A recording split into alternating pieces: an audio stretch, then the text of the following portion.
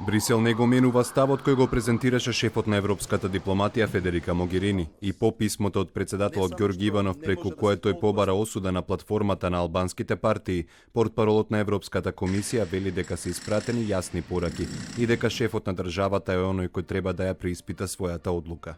Запознаени сме со писмото на председателот Иванов. Ги повикуваме сите политички актери, вклучувајќи го и председателот, да го почитуваат изборниот резултат, да постапува согласно уставот, да го почитува јасното парламентарно мнозинство и да дозволи демократскиот процес да тече.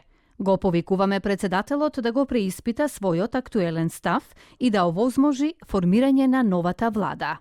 Како што кажавме неколку пати, нема да коментираме или шпекулираме за некоја специфична владина програма која сигурно треба да биде во целосна согласност со уставот на земјата.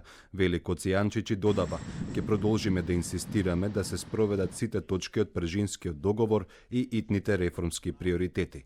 Евроамбасадорот во Македонија Самуел Жбогар индиректно потсети дека очекува спроведување на реформите, говорејќи за транспарентноста на јавната администрација.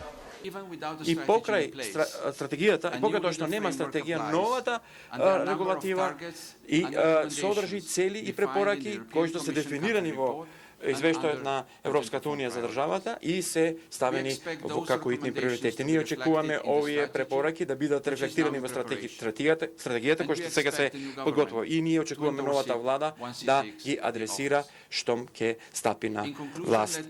Амбасадорката на Швајцарија Сибил Зутер Техада пак говорејќи за локалните избори изрази надеж дека парламентот ќе ги реши отворените прашања.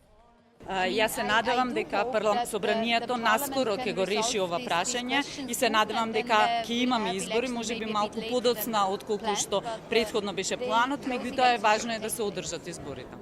Инаку вкупно 14 дипломати и представници на меѓународната заедница до денеска побараа од шефот на државата да ја преиспита одлуката со исклучок на руското МНР.